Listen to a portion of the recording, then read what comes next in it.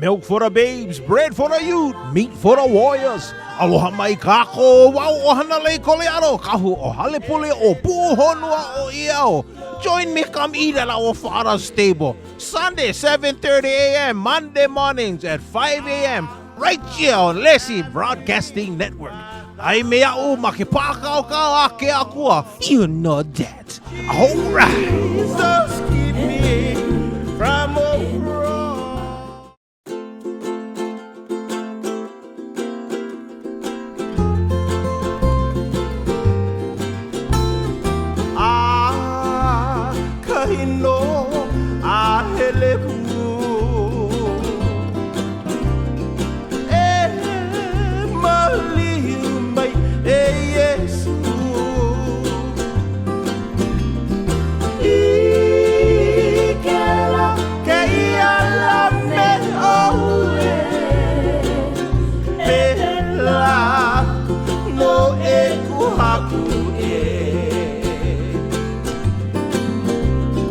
just a closer walk with me. Precious Jesus is my plea. Daily walking. Explosions on hillsides. Amphibious landings. Combat troops storming beaches. U.S. and South Korean forces are practicing for war, military drills that are defensive in nature, a Pentagon official tells CNN. The North Koreans have a different take. They should be dealt with only by merciless strikes. Kim Jong-un's forces did respond, firing 2 ballistic missiles 300 miles into the Sea of Japan. Analysts say those missiles have a range that can hit South Korea's capital and beyond. Kim's media arm says the peninsula is, quote, inching close to the brink of war. The U.S.-South Korean exercises are held every year, but tonight there are new concerns. I think Kim Jong-un's feeling a lot of pressure these days. There is a need to respond on his part to what he's seeing happening in terms of these exercises over the next 6 weeks. It's hard for him, I think, to just sit still. Kim has intensified his command posture recently, conducting the first test of a ballistic missile intended to be fired from a submarine, testing an anti-ship cruise missile. He's visited several military units over the past couple of months, telling them be ready to fight. In these exercises, as you can see, he's always in the middle. The focal point is always on him. He's the leader. He's the protector of the nation. He is in the vanguard of opposition to U.S. imperialism. But the danger goes beyond Kim's projections. The Sony hack, which the FBI says was ordered by Pyongyang, showed North Korea can strike Americans where they live. Analysts say Kim may have 100 nuclear bombs in 5 years. And 5 years ago, as the U.S. and South Korea conducted similar joint exercises, North Korea sank a South Korean ship not far away, killing 46 sailors. Tonight, one U.S. official tells CNN there's a risk here that the young, unpredictable leader could miscalculate. These sorts of things happen in the most heavily militarized part of the world, this 1 mile wide border between North and South Korea, and it's only a stone's throw from where we have 28,500 U.S. troops deployed.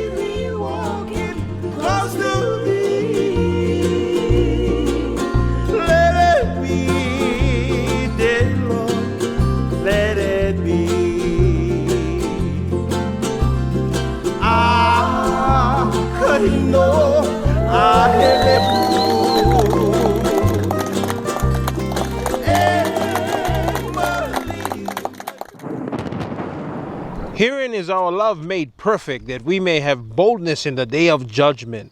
Because as he is, so are we in this world. There is no fear in love, but perfect love casts out fear, because fear has torment. He that feareth is not made perfect in love. Aloha everybody, and welcome back to our broadcast. You know, kind of intense footage here we show. You know that Hawaii has always been under threat. Anytime there is a word being carried out in a land, and you get Kanakas like me that know the will of the Lord and know the word of the Lord over a nation, you know the aggression just boils up within me. Woe be it unto me if I don't preach the word of the Lord and declare it. And as a seer prophet, I'm speaking to you sons, so that your eyes would open and that you can see that there are more with us than there are with them. You know, our God, when he give one word, trust you me, when he give one word, may not even have traffic on the street, but because you're carrying a word from the Lord, he asks you go get the newspaper. All of a sudden, go get traffic of semis going up and down the street when you're trying to cross the street, trying to delay you from becoming the word of God and fulfilling God's will and becoming his good pleasure. You know, friends, this threat from Korea that is coming against the Hawaiian Islands is really against the Americas. And the truth of the matter, friends, is that God, even though he has grace and he has pushed that grace card throughout the land for so long, even God himself have to draw the line on his own self in order to bring forth the pa'i, in order to bring forth the discipline to his sons, so that his sons in their dilemma would seek him out, would seek forth that righteousness. And you know, we've been coming over the airwaves, friends, just punching through the airwaves, punching through the darkness, waking up the sons of God, knowing very well that this is Hawaii's finest hour. And I declare that in the midst of judgments, just like what God did with Egypt. You know, Egypt played out their portion, but God also, he prophesied an end. He told, even before the children of Israel ever existed, he told Abraham, you're going to be one father of many nations. And I know you're old, your plumbing no work, your wife's plumbing no work, but I'm making you one promise right now, boy. Pay attention. Count the stars, can you? What about the sand? Can you count that? That's how much children you're going to have. That was a promise to an old man, the impossibilities of him not even being able to get it up anymore, to get it on, in order to make that promise of a seed. See, because in order for get children, the numbers that outnumbers the stars and the sand, you got to start with one. And yet, when he received that word, God made good on his word. Even though his wife went laugh when cousin received that word, you know. Eventually, God went touch the plumbing, they got it on, and they got their first child. And then God did the asinine thing and said, okay, I'll let you take that promised child that I told you out from that promised seed, going to reproduce children in the earth that going to outnumber the sand of the sea and the stars. God told him to go take your boy and put a knife through him. Offer up that Isaac unto me. You know, friends, it had to have had taken much faith and trust in God. Abraham received the word from God.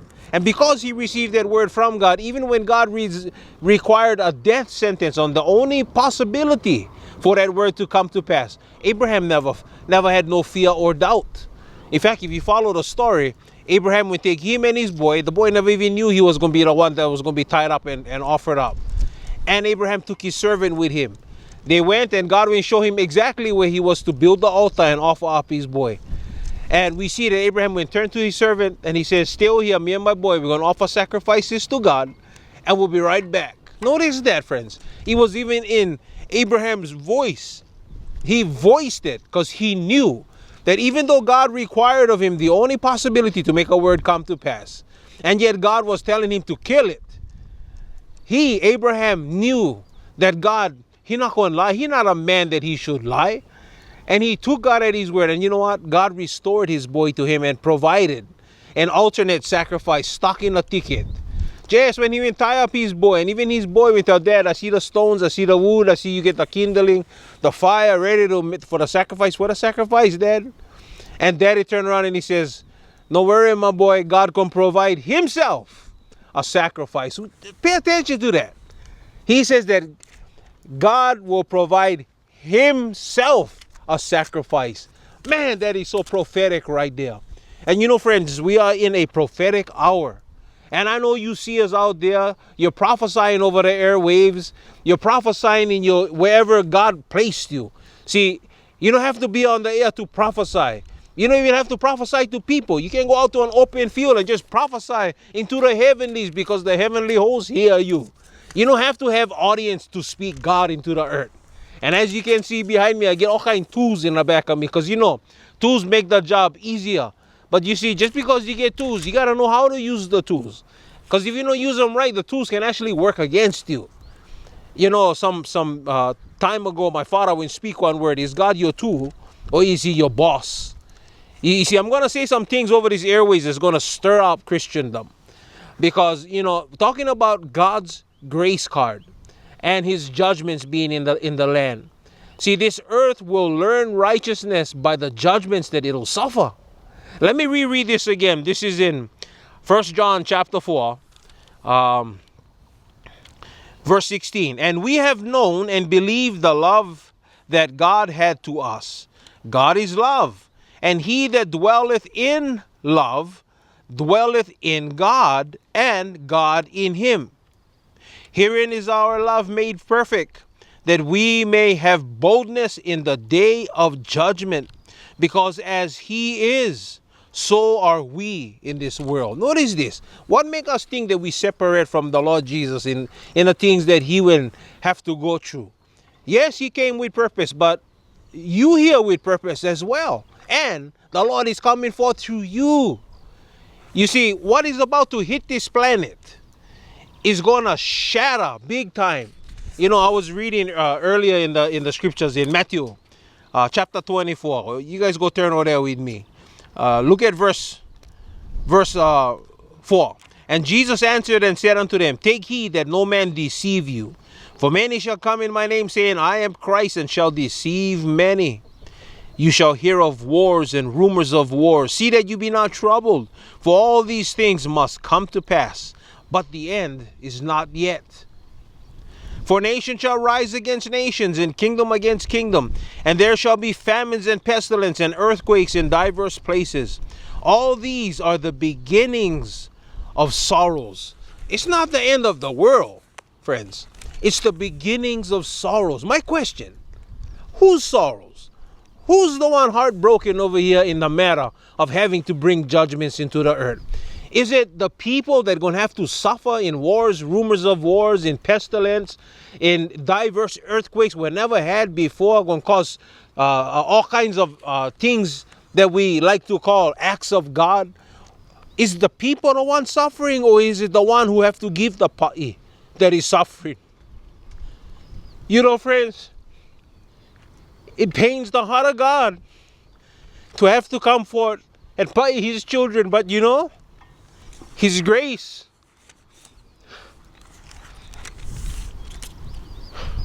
his grace is sufficient, friends. We are heading into some hard times. I want to read some prophecies that is being spoken on the block, because I'm not the only one that has been speaking the grace of God in these islands and across the Americas. There are others that have been God's mouthpiece. And I want you to hear this attentively. My children, you struggle to understand why things cannot go back the way that they were to the times of peace and prosperity. But it cannot be so now, for all scripture must be fulfilled. This will be a difficult time, as many of you wonder what has become of your loved ones, as many do without basic needs. But remember, the end is upon you, and you will soon be home with me. Use the time left to you to do as I am leading you. You have felt the leadings in your soul to tell others of me, to do good works. For soon your time there will be done, and opportunities will be lost. Use the time you have left, not to wander, but to work. That was from one seer. Here's another one. The consequences of your sins. It is time, my church, to begin acting and living like my church. It is past time. I have been very long suffering with my people in this regards. But many of my people now believe that their sin is not an issue. You who are in sin will now see it is very much an issue with me. My children should not be in sin. They should not be living sinful lives. They should not trample upon the grace I have supplied them to help them in overcoming their sins. I will now show you the consequences of your sins quickly, that you may know I will pull back my grace, that you may understand the rewards of your sins in your lives. I do this for you, my people, that you may return to me quickly and walk uprightly before me before it is too late. Here's another one from another seer. The battle has shifted. The battle has shifted, my children. You are at war and the war has intensified. The battle for your souls is very strong and you must choose which side you are on. When you choose sin, you choose Satan's side and you will be given over to that side. In this time, whichever you carry more of, light or darkness, will increase. If you have much sin, it will fight for mastery of you. If you have much of my spirit, good will fight for mastery of you.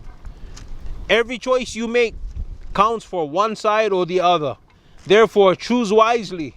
For your choices make the decisions of whose side you fight on. Do not say you fight on my side and then choose to sin each day, for Satan will be given power over you if you do this. I have told you the lines were being drawn. It is you who draws the line. Choose wisely. Life or death is in each choice. And finally, so many of my children seek wisdom in the world.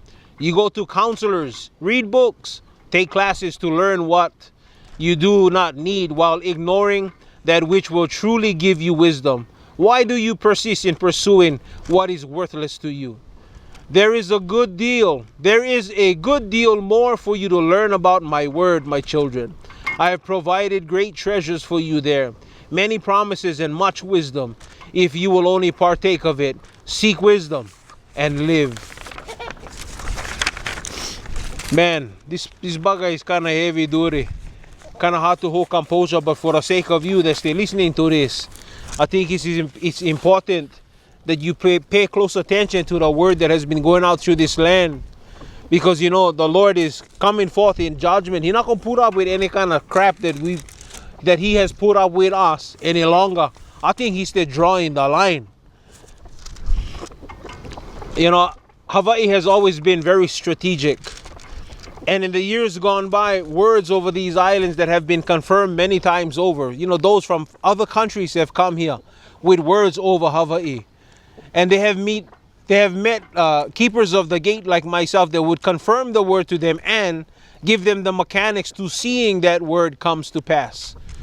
You know, that word that came over Hawaii from the last move that passed through these islands, don't know where it's at right now, but they said the first shall be last and the last first. And the reason why they got that word is because Hawaii was the last star placed on the American flag. But you know, the reality of the matter is that Hawaii, there has never been a treaty between the Kingdom of Hawaii, or the Hawaiian Kingdom, and or the United States. No treaty whatsoever. By greedy men, Nephilim channels being used of Satan that when try come and abort what God was doing. You know, although it lasted over 120 somewhat years, the deception have even duped my own people. All of us have been duped in the history, but if you go find out, you true folk that love God with all your heart, soul, mind, and strength, and you're becoming Him and becoming His will, you need to pay attention. America is under judgment. You know, I was asked to participate in a confirming of a word over these islands. And when I attended, I was also one of them that also brought the mechanics of what our queen had spoken to the Americas when they came and they were in occupy her nation and her kingdom. She prophesied. She said, America, I traveled your land. I saw all how come you covet the little vineyards of Naboth when you get choke land? You know that God that you brought to us is the same God that's going to come and is going to slap you. You're going to get leaking. Perhaps not in your days, but in the days of your children. And I, friends, have echoed that prophecy because it was and still is a valid word from God regarding that. And you know, being here and speaking God into the earth and just speaking that living word and moving Him to Him, it is important, friends, that you and I pay attention to all these things that has transpired throughout this land. Because these words that God has spoken has come through true seers in the land.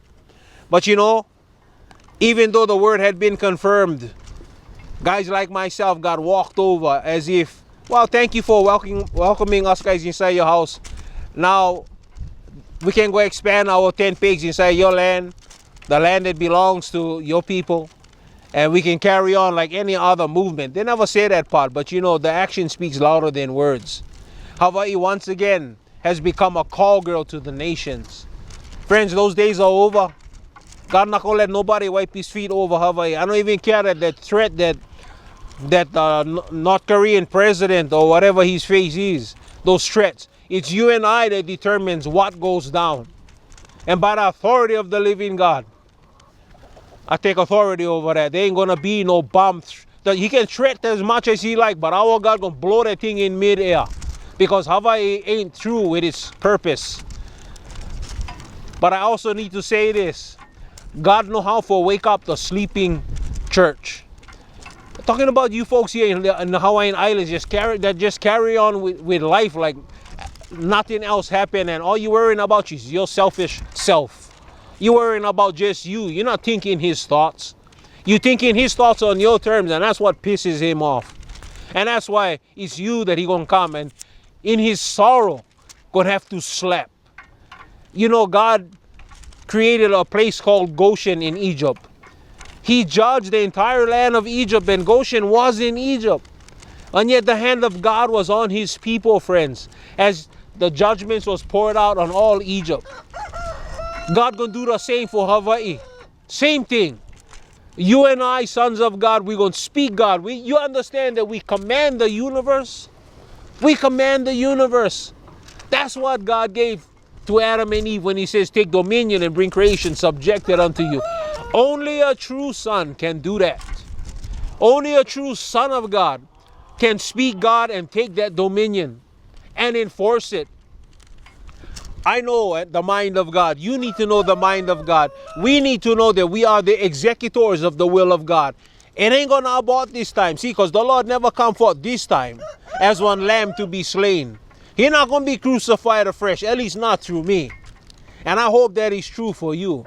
But he's coming forward, friends, as a lion of the tribe of Judah.